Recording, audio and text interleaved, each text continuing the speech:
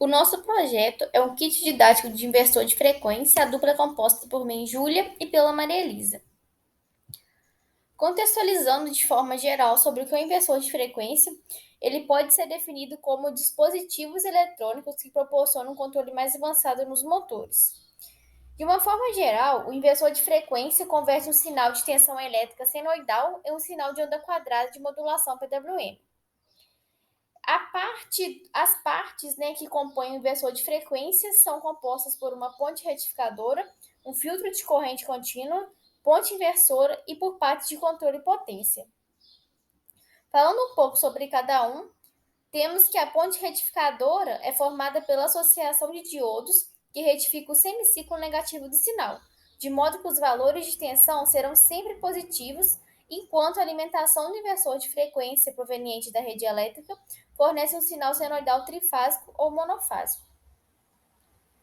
A ponte retificadora é composta pela associação de transistores do tipo IGBT, de modo que eles recebem um sinal quase contínuo e converte para um sinal de largura de pulso, também conhecido como PWM.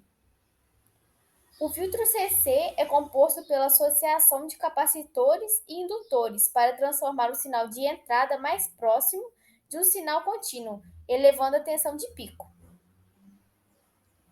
Além disso, temos que a parte de potência do inversor ela é composta por filtros, retificadores e transistores e realiza o tratamento de distorções harmônicas que são causadas pelo chaveamento dos transistores.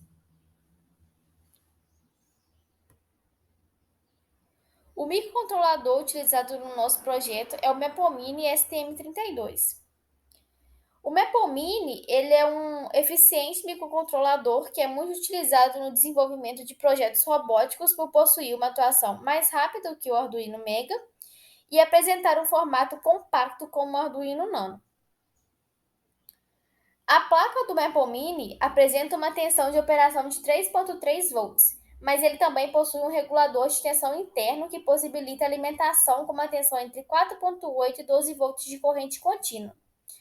A arquitetura do Mepomini é formada por 34 portas digitais de entrada e saída, sendo 9 delas entradas analógicas, 12 portas PWM com precisão de 16 bits. Bom, o objetivo do nosso projeto, foi desenvolver um kit didático de inversor de frequência para integração nas aulas laboratoriais do Cefet da unidade de Leopoldina.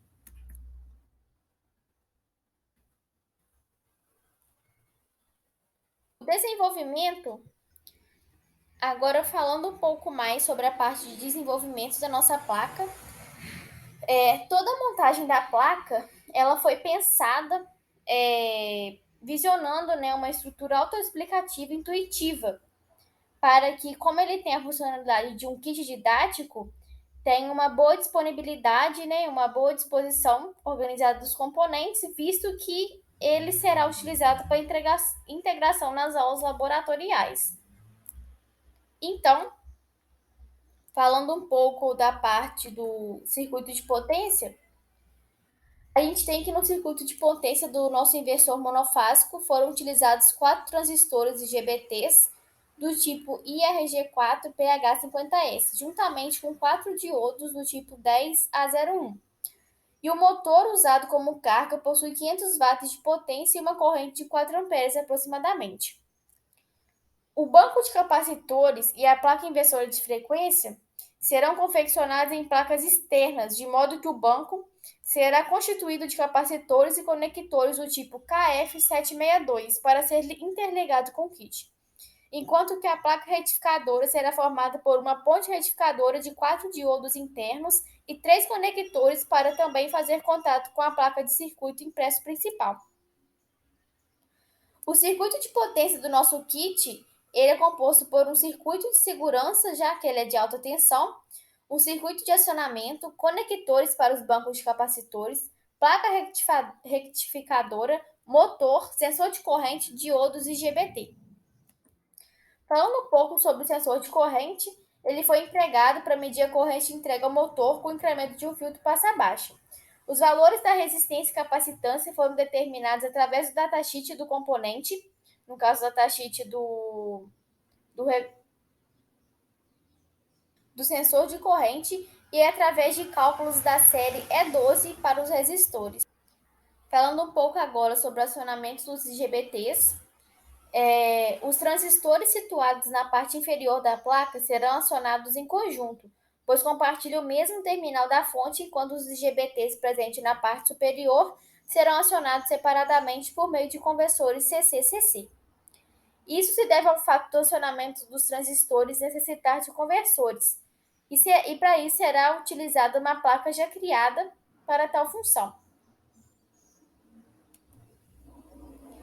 Além disso, foram adicionados dissipadores de calor para os transistores, visando a redução de temperatura deles, visto que eles são utilizados sob alta tensão.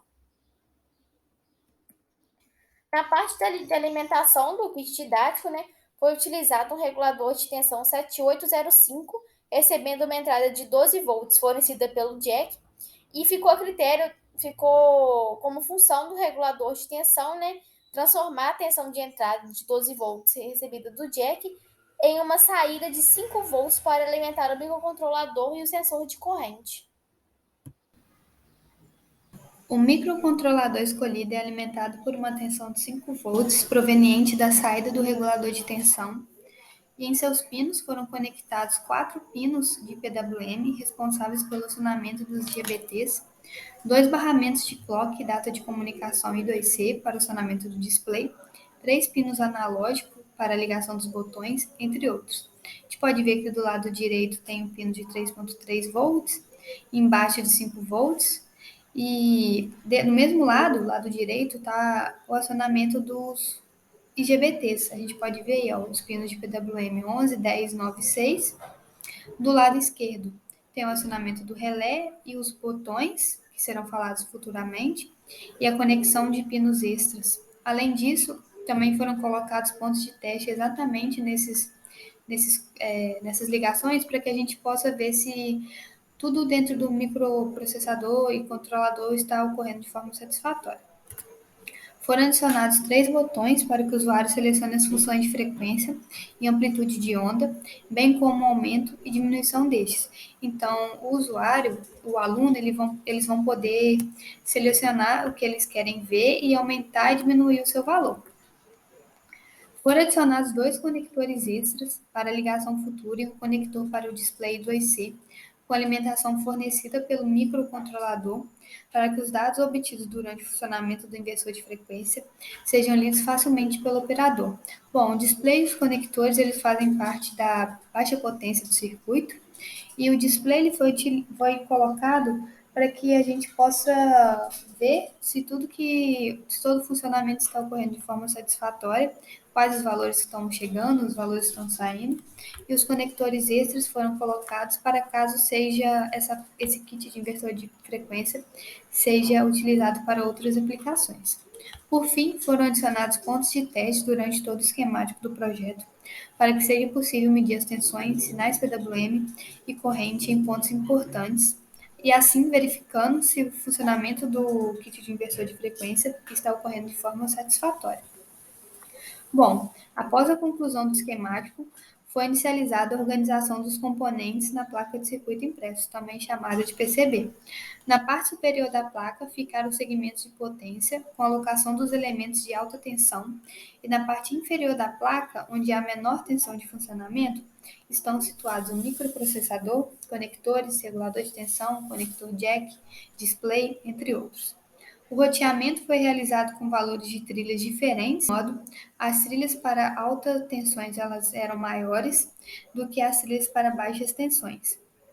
Foi mantido também uma medida de segurança entre as trilhas de alta e de baixa tensão para que uma não fique muito próxima da outra.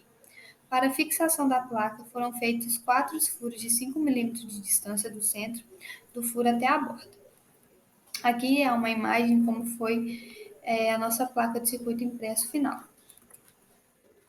As ilustrações 3D de alguns componentes foram adquiridas em sites de CAD apropriados e os demais foram fornecidos pelo software Proteus, que era o software que a gente estava utilizando. Esses componentes não são simulados, porém são de suma importância para a melhor visualização do projeto e tomada de decisões sobre a mecânica e design da peça. Bom, aqui a gente tem uma visualização 3D da parte superior da placa. A gente conseguiu colocar basicamente todo o elemento 3D dos componentes, somente um capacitor do relé, mas aí foi por questão de tempo.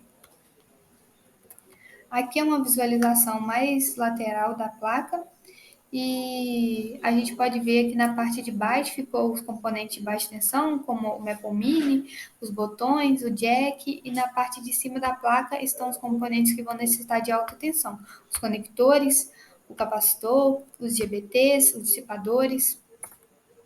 E aqui é uma imagem da parte de baixo da placa, onde a gente pode ver que o sensor de corrente vai ser colado nesse pedaço aí. E a gente também consegue ver as trilhas que foram realizadas. Por fim, o esquemático e roteamento de trilhas realizados no software foi feita a usinagem da placa em uma máquina fresadora CNC pelo professor. E esse foi o resultado do nosso roteamento de trilhas e a usinagem da placa.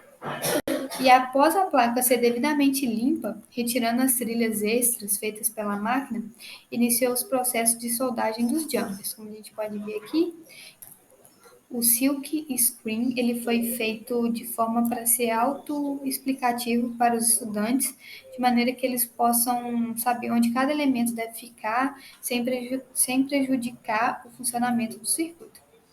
Por fim, foram soldados componentes na placa, de modo que os menores componentes, como resistores, capacitores e pontos de testes, eram os primeiros a serem soldados e os componentes maiores eram os últimos.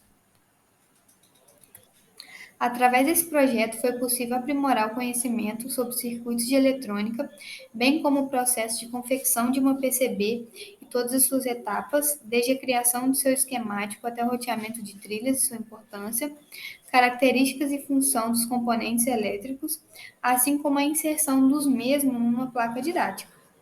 É inegável que o processo se torne de extrema relevância para a associação do conteúdo teórico visto anteriormente e a aplicação do kit inversor de frequência na prática.